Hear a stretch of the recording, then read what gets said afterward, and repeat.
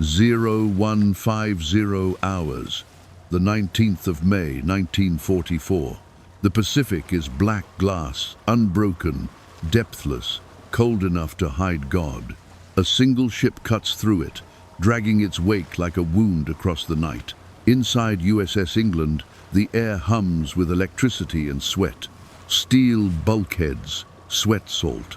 Pipes rattle. Men move in tight corridors lit only by red lamps. In the Combat Information Center, the heart of the ship, a sound rules everything. Ping, ping, ping. Sonar thin as a heartbeat, hard as mathematics. Lieutenant Commander Walton Pendleton, 37, first patrol as captain, stands bent over the chart table. His hands are square, deliberate. His eyes, burned from long nights, don't blink. He listens to the pings the way a preacher listens for God's answer. He's not a gambler. He's an engineer of chances, a believer in ratios, angles, and the merciless logic of the sea. Contact, the sonar operator whispers. Bearing 170, moving 6 knots, depth unknown. 6 knots slow, steady, hunting speed. Somewhere below them, a Japanese submarine moves through the dark, running silent, convinced it is unseen. Pendleton's voice is low, exact. Mark bearing, track speed, keep the line. He studies the greasy pencil marks spreading across the chart. They form not art, but geometry, the mathematics of pursuit. Outside, the destroyer escort hurls, spray across her bow. She's smaller than the proud fleet destroyers Buckley class, 77 feet shorter, half their tonnage, half their glory. But she carries a new machine, welded to her foredeck. Hedgehog 24 stubby mortars arranged in 4 tight rows, their barrels tilted toward the horizon like a row of waiting judges. Each projectile weighs 65 pounds, packed with 35 pounds of Torpex, more Brysons than TNT, meaner than dynamite. They are not depth charges. They do not roar for the sake of courage. They whisper forward, 200 yards ahead of the ship, fall in silence, and only detonate if they strike metal or bone. No guesswork, no wasted thunder, just contact and consequence. Pendleton loves that purity. For 3 decades, navies had fought blind under the surface. Depth charges rolled off sterns like prayers, hurled into water, set to an estimated depth, timed by faith. The statistics were pitiful. The Royal Navy had fired 5,170, 4 depth charge attacks, and earned 85 confirmed kills. 1 success for every 60 tries. The ocean forgave errors quickly, but Hedgehog changed the equation. Forward throwing, continuous sonar contact, no turbulence to blind the next ping. Mathematically cleaner, strategically colder. Pendleton trusts that. He trusts numbers because numbers do not flinch. 4 days earlier, cryptanalysts in Pearl Harbor cracked a transmission from the Japanese submarine 116 destination Bougainville, arrival expected 2,200 hours, May 19. The coordinates were perfect. England and her 2 sister escorts, George and Raby, slipped into position along the predicted track, engines idling, sonar sweeping the void. Now the moment has arrived exactly on schedule. Intelligence and mathematics are shaking hands. Pendleton straightens. Sound general quarters. The alarm bell screams. Men run dragging boots, hauling shells, slamming hatches. In 90 seconds, England transforms from metal to organism. 56 men, 1 pulse. Target steady on bearing 170. Range 1,500 yards. Pendleton nods once. Commence attack. On the foredeck, sailors brace around the Hedgehog mount. Their faces are ghosts in the red running lights. Fire. A cluster of hollow thuds punches the air. 24 bombs leap outward in perfect geometry, vanish into black water. The ship waits. So do the men. Nothing. A miss. The Japanese captain has turned, diving deeper. Standard doctrine. Pendleton recalculates. New bearing, new angle, second attack. 1 explosion blooms at 130 feet sharp, metallic, hopeful. Not enough. 3rd attack miss. 4th miss again. The fathometer flickers. 325 feet. He's gone deeper than predicted. Pendleton's jaw tightens. Adjust depth. Reload. Fire. The fifth salvo streaks out at 1,445. Men hold breath. 5 seconds. 10. Then the sea lifts 6 detonations in a chain, then one colossal crack that heaves the ship's stern out of the water. Engines scream, tools rattle. A wave of hot air and oil washes over the deck. When it clears, the sonar returns nothing but silence. 20 minutes later, debris surfaces, shattered planks, grey cloth, slicks of diesel. I-16 is gone. 107 men entombed below. Pendleton doesn't cheer. He notes the coordinates, signs the report, wipes sweat from his wrist. War to him is not vengeance. It is proof. Proof that numbers work. The next day, a radio man hands him a coded dispatch from Tulagi. Fleet intelligence. 7 more submarines deployed north of the Admiralties. Patrol line NA. Row 104. Row 105. Row 106. Row 108. Row 109. Row 112. Row 116. 7 wolves stretched across 200 miles of ocean. Their mission spot American carrier forces heading for the Marianas or Palau. Admiral Suemu Toyoda's eyes in the deep. Pendleton studies the chart. 3 escorts England. George, Raby will hunt them. 7 targets. 1 destroyer escort has never killed 2 submarines in one patrol. He intends to rewrite that statistic too. Night. The Pacific becomes a corridor of ink. England steams line abreast with her sisters, 16,000 yards apart. Radar scanning every 30 seconds, sonar pinging in endless rhythm. The men are half awake, half haunted. Every creak of steel sounds like the ocean answering back. Pendleton drinks cold coffee, eyes on the green sweep of radar. He thinks of nothing but probability curves. War, to him, is a board of moving numbers. He can almost see the submarine shadows sliding through water, each obeying predictable habits. Surface at night, diva down, move 6 knots submerged, surface again after sunset. He sketches the pattern with his pencil, muttering, "They're predictable. Predictable things can be killed." 0350 hours, May 22. Contact. Surface target, range 15,000. Radar aboard USS George lights up. They've caught RO-106 on the surface. Batteries charging, unaware death is already plotted on paper. Searchlight slices across the sea, white beam, silver spray, a black hull diving. Within 90 seconds, the submarine vanishes beneath the waves. George fires the first Hedgehog pattern. Miss. England's sonar picks up the echo a minute later, steady, turning hard to port. Depth, 2 to 100 feet. Pendleton calculates angles by instinct now. Range 1400. Prepare to fire. The ship rolls through her own wake. First salvo miss. Second salvo, 0501 detonations, 3 in quick succession. Then one immense burst that shakes the ocean. Pressure wave ripples across the surface. The other 2 escorts feel it 4,000 yards away. When the sun rises, the oil slick covers half a mile. Kill number 2. The ocean is merciless, but honest.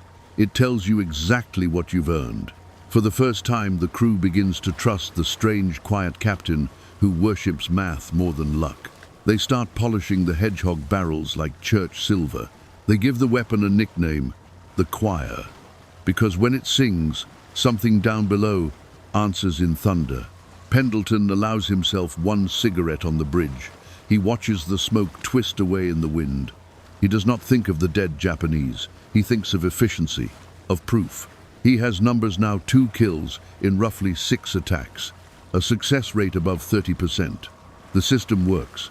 By nightfall, May 23, fatigue has carved lines into every face. The ship smells of oil, salt, and canned coffee.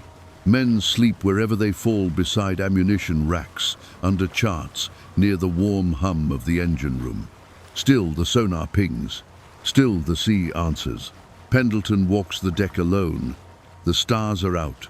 cold and bright. He looks at the horizon, flat, absolute, and thinks about all the equations written in blood since mankind learned to wage mechanized war. He wonders if reason can ever outweigh instinct, if discipline can ever replace fear. Then he hears it, the faint metallic ping from below decks. The sound steadies him. Numbers, again, predictably, immutably. He whispers to the wind, not for prayer but for confirmation. We'll find the next one. In Washington, far from the black water, clerks in the Navy Department read the action report. 1 destroyer escort, 2 confirmed kills in 3 days. The file passes across Admiral Ernest King's desk. He circles a single line. Weapon effectiveness exceeds projections by a factor of 8. Below it he writes 3 words in pencil. Keep watching England.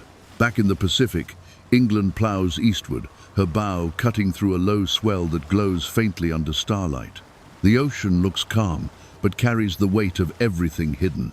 Inside the sonar room, the operator adjusts gain, listening for the smallest echo of defiance. Pendleton stands behind him, silent, eyes fixed on the scope. He can feel the next contact approaching, not by sound but by logic. Patterns repeat, men repeat, even death repeats when measured correctly. The 22nd of May, 1944. The Pacific no longer looked infinite. It looked haunted. 3 destroyer escorts, USS England, USS George, USS Raby, moved in formation, steel triangles gliding across black water. Their wakes trailed like veins of silver beneath a bruised sky. Inside the ships, the air stank of oil, coffee, and fear disguised as routine. Pendleton stood on England's bridge, coat collar turned up against the wet wind. His eyes followed the sweep of the radar antenna. It turned with the rhythm of a clock that counted not seconds, but lives. 2 kills in 3 days. Logic worked. The ocean, for once, obeyed mathematics. The message came from Tulagi before dawn. 7 Japanese submarines, the RO-class boats of the Imperial Navy's 7th Submarine Squadron, had deployed across a 200-mile line north of the Admiralty Islands. Code name, Na Line. Their mission, detect any American fleet moving toward the Marianas. Each boat carried 56 men. Each believed itself invisible. Admiral Somu Toyoda had written the orders himself. Find the enemy before he finds us. He didn't know the Americans had already cracked the code. Pendleton and his crew knew exactly where to look. That night the sea pressed close, heavy with silence. England took the westernmost station, George in the center, Raby to the east, spaced 16,000 yards apart. Radar sweeps every 30 seconds, sonar pulsing without rest. Each ping went out like a prayer, cold and metallic, bouncing through a graveyard of salt and darkness. The men on England no longer flinched at the sound. They breathed with it, ping in, ping out, hearts synchronized to the machine. Below decks, the sonar team spoke a new language range, bearing, depth. They tracked not ghosts, but geometry. Pendleton watched the sonar screen glow faint green in the dark. The blips moved, hesitated, vanished. He traced lines across the plotting chart, calculating where an enemy would dive, how fast, how deep, how long before the next turn. He was building a map of human fear. At 0350 hours, radar operator aboard USS George barked into the microphone. Contact, surface target, range 15,000 yards. RO-106 had surfaced to recharge batteries, an act of routine, the same routine that killed submariners every day of the war. A searchlight beam slashed across the night. The submarine shimmered in the glare, slick as oil, then crashed beneath the surface. George fired Hedgehog first. Miss. The sea swallowed the sound. Pendleton didn't hesitate. He ordered England into the attack run, sonar locked tight. Range 1400, depth 200 feet, target maneuvering starboard. He didn't blink. Fire. 24 mortars arced into the darkness. Silence then, 3 detonations. Then a blast that turned the ocean white. The concussion rolled outward, washing over the other 2 escorts. When the mist cleared, The sea was slick with oil. No survivors. No wreckage large enough to name. Kill number 2. At sunrise, England's decks steamed in the tropical heat. Salt crusted the gun barrels. Men moved slower now, not from exhaustion, but awe. They had witnessed something invisible die. Pendleton wrote the report in crisp, steady handwriting. RO 106 destroyed at 04 degree 57 S. 158 degrees 08 E. He added nu adjectivis, nu commentary. To him, precision was respect. May 23. The formation moved northeast, stalking the next coordinate in silence. The sea looked deceptively kind, like a polished mirror reflecting clouds that never reached shore. Raby's radar broke the calm at dawn. Surface contact ranged 22,000 yards. Row 104 had surfaced briefly, just long enough for the Americans to catch her silhouette on the radar sweep. Before the light of morning, she vanished again. Raby fired first 4 Hedgehog patterns in 40 minutes. Miss. Row 104 turned inside each pattern, slipping between arcs of death like a knife through water. George followed. 4 more attacks. Miss again. The Japanese commander was good, trained, disciplined, cunning. He understood the Americans now used Hedgehog. He listened for the hollow splashes, the short interval between launch and detonation, and he danced between them like a man dodging lightning. Pendleton watched from England's bridge as his sister ships fought shadows. He studied the timing of each miss, the sequence of turns, the gaps between sonar echoes. There was a pattern, always a pattern. When humans tried to be random, they failed. Even Chaos had rhythm. He turned to his XO. Prepare to engage. Division Commander Haynes radioed a single sentence that would become Pacific legend. Oh hell, go ahead, England. Pendleton smiled for the first time in days. 0834 hours. England launched her first salvo. Miss. The submarine turned 30 degrees to port, exactly as predicted. Pendleton recalculated. Second salvo fired, 20 seconds later. The explosions came in a single rolling thunder, 10, maybe 12. Then a deep metallic groan, a ship breaking apart under pressure. Moments later, a final blast as the submarine's batteries ruptured, the sound rising through the hull like the growl of something ancient dying. When the smoke cleared, debris surfaced: oil, wood, and fragments of human routine.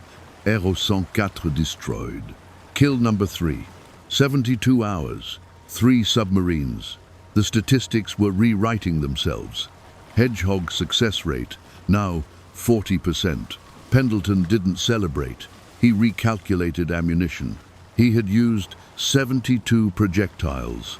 Half his supply remained. 4 Japanese submarines still waited along the NA line. War was turning into arithmetic again. He trusted arithmetic. By midnight, May 24, the Pacific felt heavier, as though it had learned to watch back. Men slept at their stations, too afraid to dream. Some wrote letters they would never send. Others stared at the sea, wondering if they'd already used all their luck. Pendleton didn't believe in luck. He believed in process. If you kept sonar contact, adjusted for speed and depth, fired in overlapping circles, eventually, probability collapsed into certainty. At 0120, radar operator on USS George caught a faint echo. Surface contact, range 15,000 yards. Another one. The Japanese submarine RO 116 had surfaced for only 90 seconds to vent carbon dioxide and take fresh air. That was enough. By 0130, she was diving again, chased by England's sonar beams like invisible spears. Contact bearing steady, range 1,600 yards, depth 150. Pendleton leaned over the microphone. Prepare to fire. Row 116's commander tried a new tactic, staying shallow, not deep. It was bold, almost suicidal. Most captains dove to 300 feet or more, where explosions weakened in the pressure cushion. But shallow depth confused Allied fire control officers trained to aim lower. Not Pendleton. His sonar man called the shallow depth. Pendleton adjusted instantly. He didn't hesitate. Fire 1. The first salvo dropped fast. 3 detonations, then 5. Not the massive blast of a catastrophic kill, just a series of dull cracks like hammer blows on steel. RO-116 began to sink, slowly, invisibly, eaten by its own wounds. At 150 feet, water burst through 3-inch holes faster than men could close them. At 200 feet, the lights failed. At 300, the hull groaned, twisted, and imploded. 56 men vanished, without a single cry reaching the surface. When dawn broke, oil floated across the waves in a lazy spiral. Kill number 4.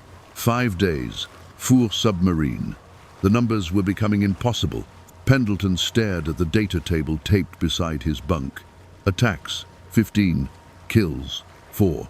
Success rate, 26%. No other Allied ship in any theater had ever achieved that. Not in the Atlantic, not in the Mediterranean, not anywhere. The mathematician in him should have felt triumph.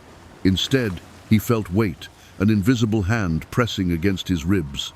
The sea had memory. Every success left ghosts in its wake.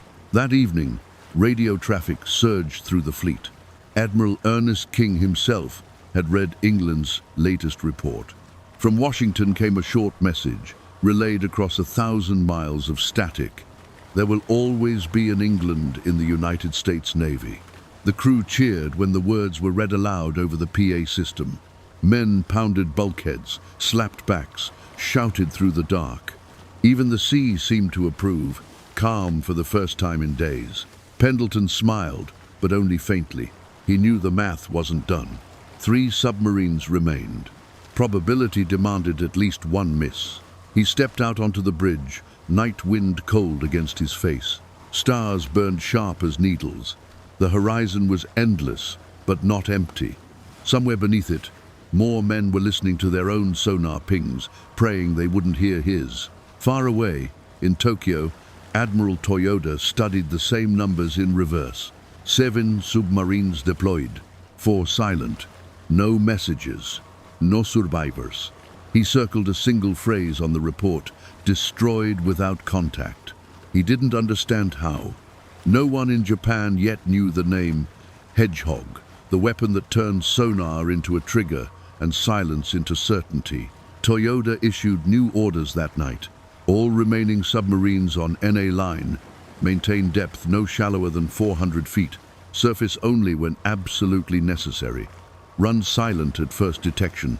It was too late. The ocean had already chosen its mathematician. Pendleton looked east, toward the dawn that painted the clouds white against the Black Sea. England surged forward, bow slicing clean through the light. Somewhere ahead waited the next equation, the next heartbeat, the next sound of death folding into silence. The hunt was not over. It was only learning his rhythm. The 24th of May, 1944. The sky above the Solomon Sea looked like bruised glass. Clouds hung low, swollen with rain and smoke from faraway volcanoes. The Pacific was quiet again, too quiet, the kind of quiet that made men check their watches, their weapons, their faith. On the USS England, everything hummed in rhythm engines thudding, sonar pinging, men breathing in unison. 4 kills in 5 days. The crew no longer doubted the machine, nor the man who commanded it. Pendleton had become a figure made of precision and silence. He didn't speak unless he had to. He didn't blink when he ordered a kill. He just waited for numbers to agree with instinct. The war had turned into mathematics, and mathematics was merciless. At 0120 hours, radar aboard USS George caught a faint trace 15,000 yards, moving fast on the surface. The contact disappeared within seconds, swallowed by the ocean's black skin. Crash dive, someone murmured. The Japanese captain aboard RO-116 had seen the glint of starlight on metal, the silhouette of an American ship where none should be. He dropped, flooding ballast tanks, diving shallow 150 feet against all convention. Most submarines dove deep to escape death. This commander did the opposite. He was trying to trick the math. Pendleton didn't fall for it. His sonar operator called out, "Shallow target, 150 feet, bearing 185. Pendleton's response came like a trigger. Fire. 1. 24 projectiles arced into the Pacific night, vanished into the dark water. The seconds stretched. 3 detonations, then 5 more. No massive explosion, no fireball of death, just the quiet cracking of pressure hulls, the slow implosion of a steel body suffocating under its own weight.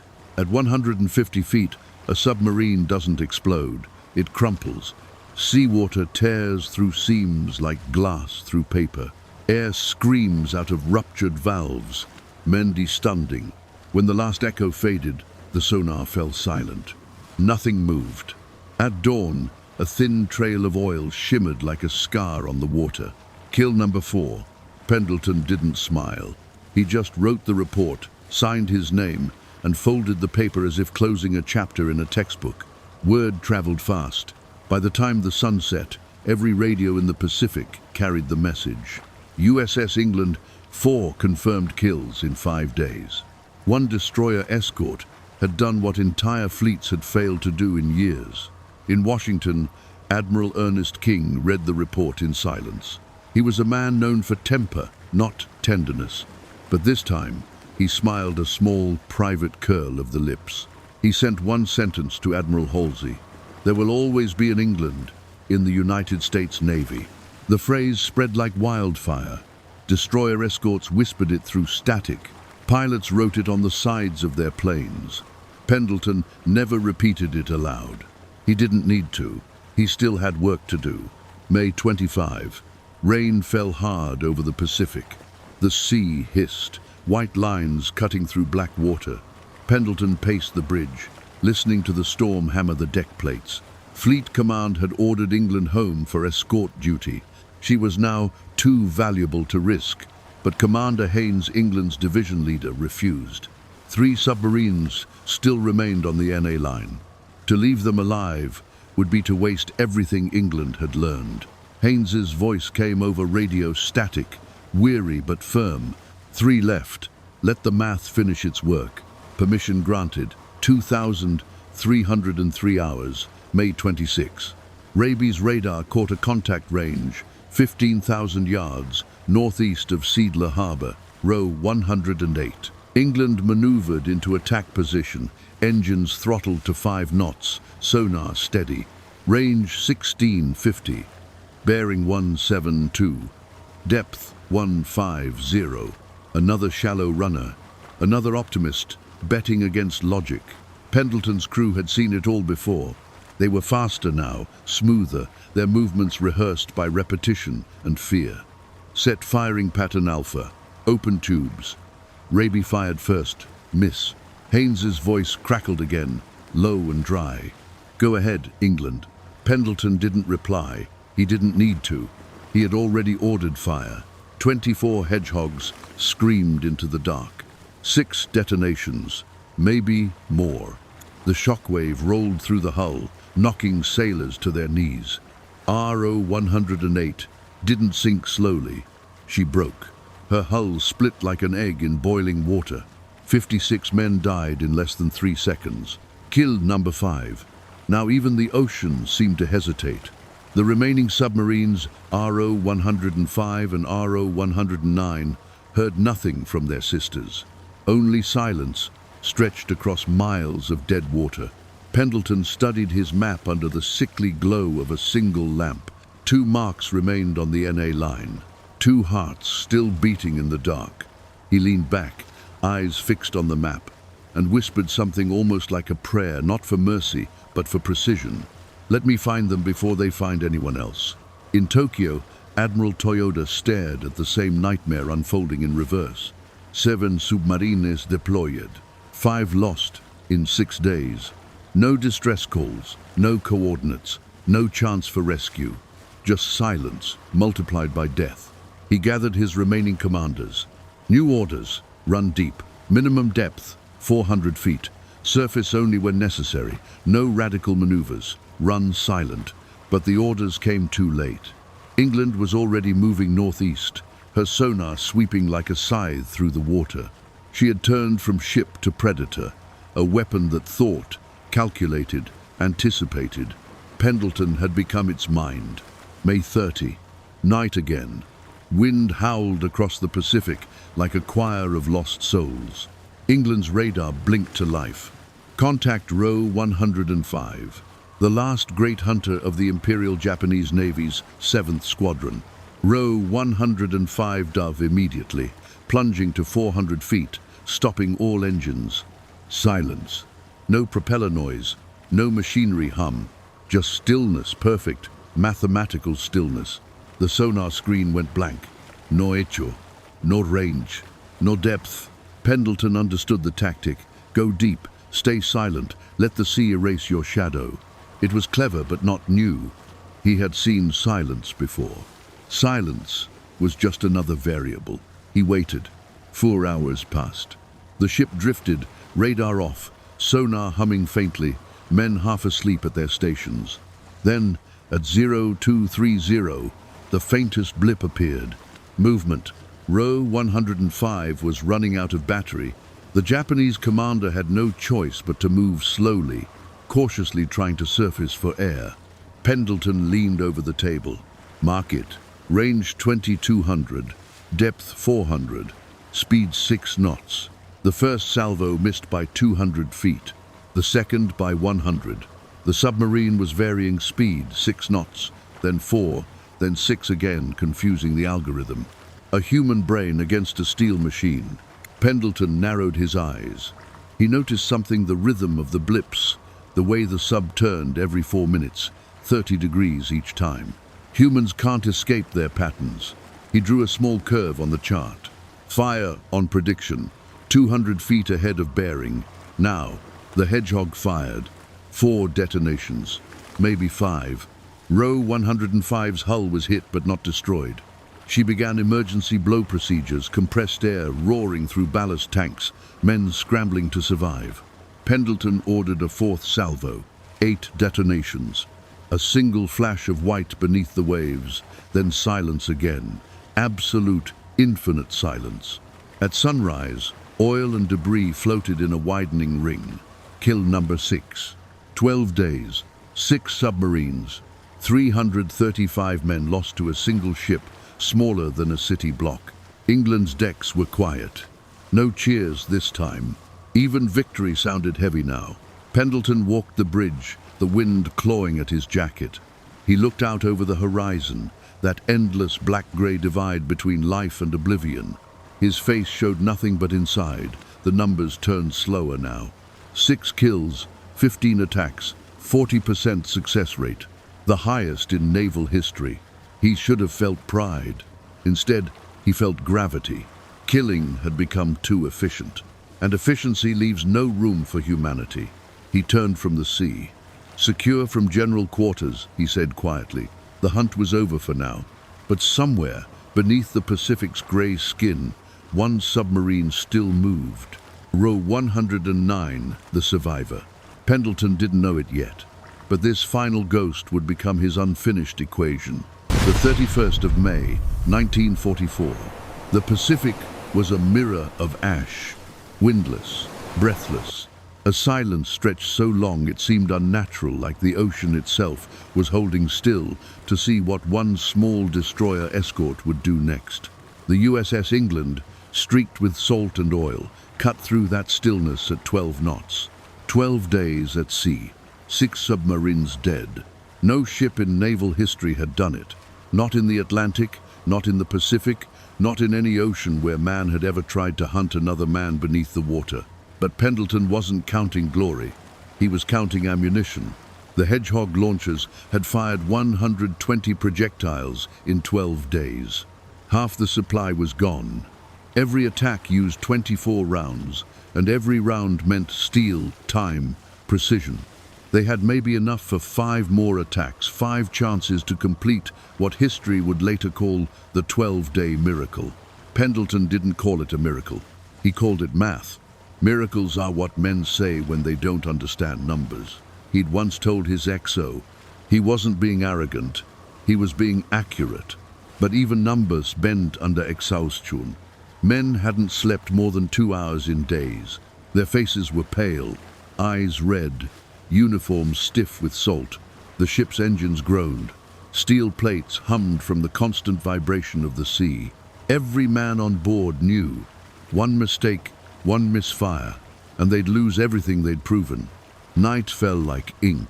Radar scanned empty air. Sonar swept empty water. The ocean seemed to have learned their tactics, withdrawing its prey into the deep.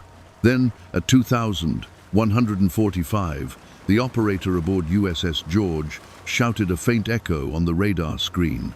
13,000 yards away, moving north. Row 105. The last active submarine of Japan's 7th Submarine Squadron.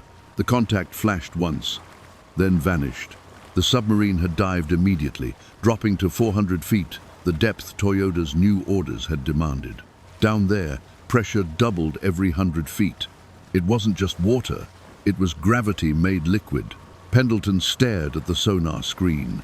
The echo flickered weak, uncertain. Range 2,000 yards, bearing 160, depth 400, then static, then nothing. Row 105 had stopped all engines. No propeller noise, no cavitation, no machinery hum. Just stillness, perfect silence, perfect invisibility. Pendleton knew the tactic. It was old, desperate, and effective. The sonar beam could pick up a knuckle, a patch of disturbed water left by a diving sub, but not pinpoint it. The Japanese commander was betting on patience, on American nerves breaking first. Pendleton's men waited for orders. They could fire blind hope the pattern hit something, or wait until the submarine moved again. He did what few captains would. He waited. 4 hours passed. Men slumped against bulkheads, heads nodding between pings. The coffee pot had boiled dry twice. The air smelled of diesel, sweat, and ghosts. At 0230, the sonar operator whispered, "Contact regained. Bearing steady. She's moving." Pendleton straightened, eyes sharpening to the glow. RO 105 was running out of air. Her captain had no choice but to move, to find oxygen, to live another hour. Range 2,200. Depth 400. Speed 6 knots. Pendleton nodded once. Prepare to fire. The first salvo thundered. 24 mortars arced ahead of the bow, vanished into the sea. Silence. Miss. The second salvo followed another precise pattern, another miss. Row 105 was weaving, changing speed from 6 to 4, then back to 6. She was no longer just running, she was thinking. Pendleton leaned over the plotting table, watching the pencil marks form a heartbeat on the chart. Every minute, a turn. Every 4 minutes, a pattern. He smiled faintly, the kind of smile only a mathematician gives to a problem that thinks it can outsmart him. He saw it now. Humans never turn at random. Even chaos has a rhythm. Next pattern, lead target by 200 feet. Fire when ready. The ship rolled through its own wake. The Hedgehog mount hissed, hydraulics whining. Fire! 24 mortars screamed into the Pacific.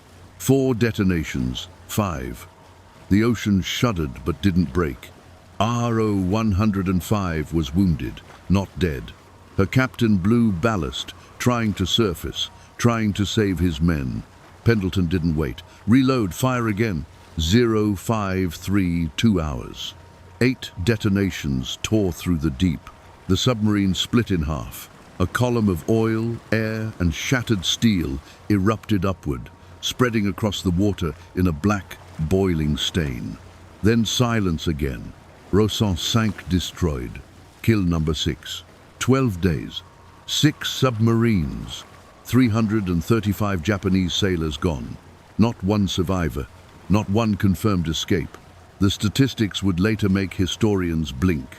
85 kills by British depth charges in 5,000 attacks. 6 by a single destroyer, escort in 15. A 40% kill rate. 25 times the effectiveness of the old methods. To Pendleton, it wasn't about numbers anymore. It was about the sound that followed them, the deep, hollow silence after the explosions faded. He'd begun to hear it even when the sea was calm. At dawn, the horizon turned silver. England's deck was slick with oil and rain. Sailors stood in silence, looking at the spreading black circle on the surface. They didn't cheer. They didn't talk. Even victory had grown heavy. Pendleton walked the length of the deck, eyes on the water. The air smelled like burned rubber and salt. He paused at the bow, where the Hedgehog barrels still smoked. He ran his hand along the cold steel. It wasn't a weapon anymore. It was a judge. "Secure from general quarters," he said softly. The men obeyed. Engines throttled down. England turned east toward home. In Washington, telegrams screamed across desks. Fleet Radio Pacific confirmed, England has destroyed all 7 submarines of the Japanese 7th Submarine Squadron. Technically, 6 had been verified.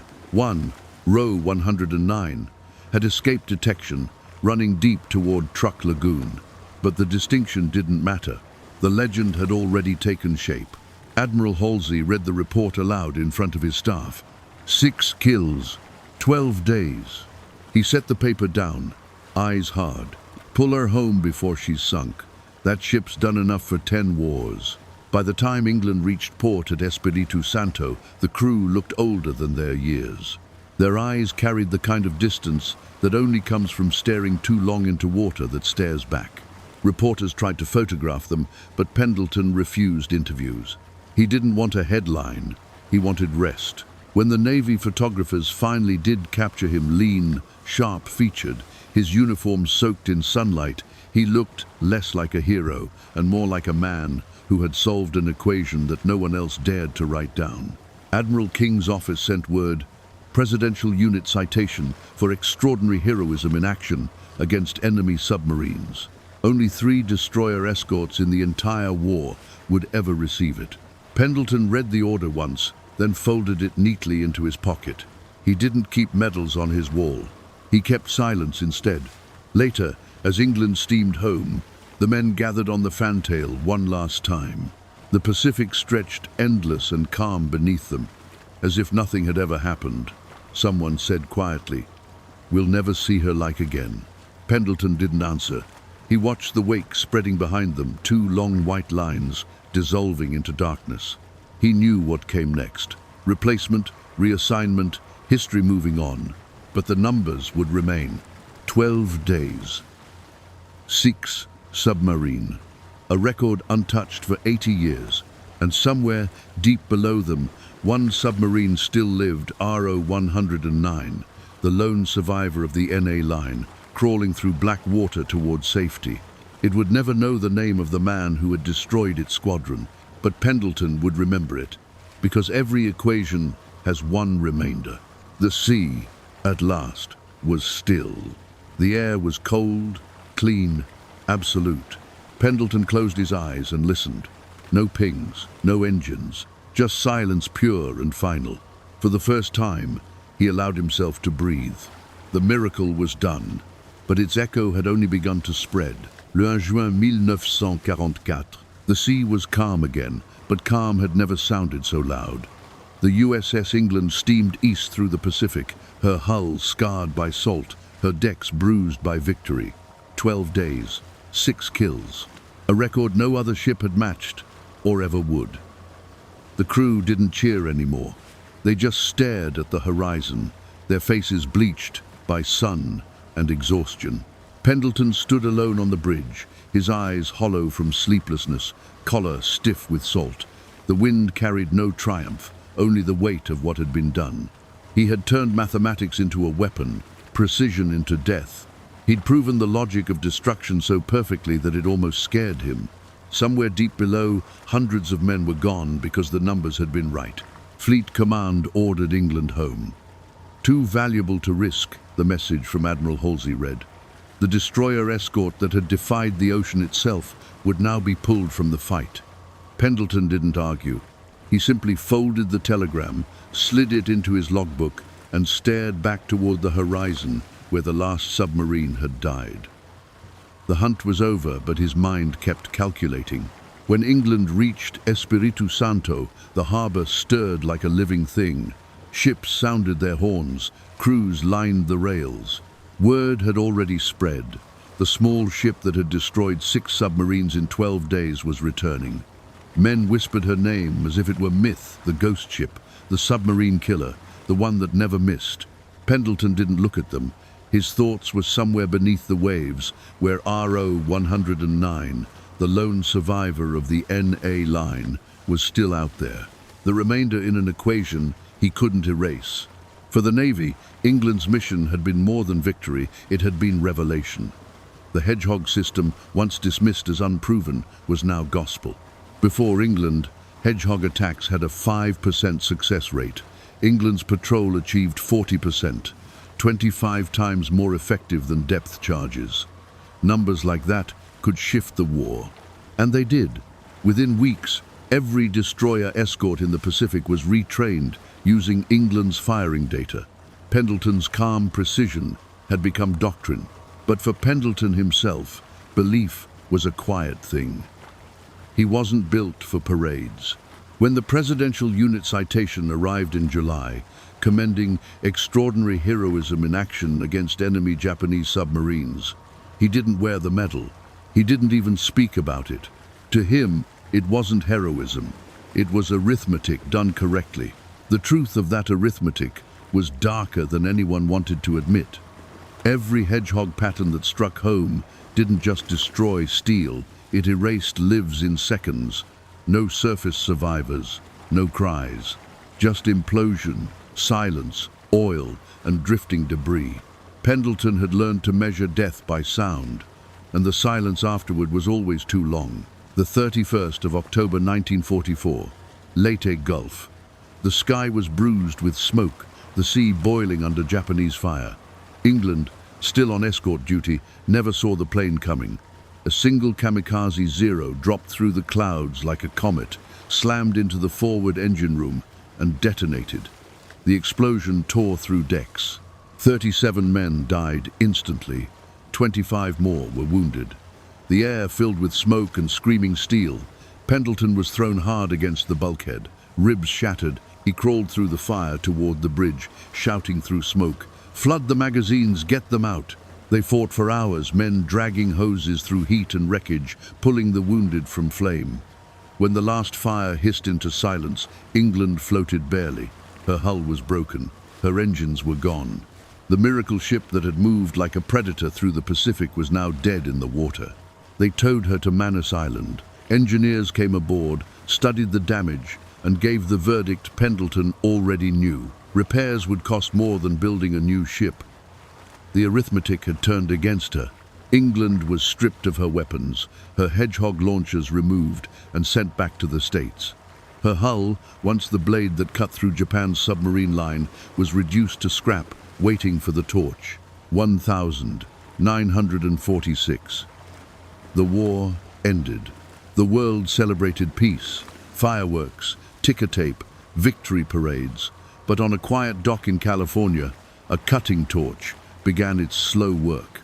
Sparks rained on the ground as England's steel body came apart. Plates, bulkheads, beams. The same ship that had done what no other could now died in silence. By year's end, she was gone. Her metal melted down into everyday life, razor blades, tin cans, maybe bicycle parts. Pendleton stayed in the Navy. Promoted to commander, he was given an escort division in Alaska. He never found another submarine. He never fired another Hedgehog. When Japan surrendered in August 1945, he didn't celebrate. He stood by the rail of his ship, looking at a grey horizon that stretched without meaning. The war was over, but the numbers still lived in his head. He retired in 1961, after 34 years of service. He died in 1973 at 66, buried at Arlington, beneath a simple white headstone. W.D. Pendleton, Commander, U.S. Navy, Navy Cross. No mention of 6 submarines. No mention of 12 days that changed naval warfare forever. The Navy moved on. In 1960, a new ship carried the name USS England, DLG-22, later reclassified CG-22. Sleek, missile, armed, Cold War, ready. Pendleton attended her commissioning quietly, standing in the back of the crowd, watching sailors salute a name he knew more intimately than anyone alive. He didn't speak. He didn't need to. For him, the name itself was the memory. That new ship served for 32 years, longer than the original. But when she was decommissioned in 1994, the name England vanished from the fleet. The promise Admiral King had made, "There will always be an England in the United States Navy," was broken. In Washington, at the National Museum of the U.S. Navy, one artifact survives. A rusted 24-barrel Hedgehog launcher sits in storage. The small placard beneath it reads, "Anti-submarine weapon, 1943, 1945. Hedgehog mortar, 24-barrel forward throwing system. Success rate, 17.5%. That's all. No mention of Pendleton, no mention of the ship that made those numbers mean something. Visitors walk past without stopping, drawn to the glamorous exhibits, the battleships, the aircraft, the machines that roared. Few notice the quiet one, but the quiet was what won. England's story was never about noise. It was about silence, the kind that follows precision, the kind that demands patience, the kind that no one remembers because it doesn't photograph well. Historians call it efficiency, sailors call it luck. Pendleton would have called it truth. Victory, he believed, was never about who shouted loudest. It was about who listened longest, about who could stay still in the dark until the numbers lined up and the universe blinked. That was his genius and his burden. If you walk the pier today at night, when the harbor is still, you can almost hear it, the faint metallic rhythm of sonar echoing through memory. The sound of patience turned to precision, of belief forged in steel. No music, no cheering, just the hum of truth moving through water. There's no statue for Walton Pendleton, no monument for the ship that changed naval warfare forever, but the record stands, unbroken for 80 years. 6 submarines, 12 days, 1 ship. And beneath the black heart of the Pacific, 50 fathoms down, the ghosts of those 12 days still drift through the dark, measured, silent, eternal, not haunting, not mourning, just remembering. Because heroes fade, ships rust, names are forgotten, but numbers, if they're true, never die.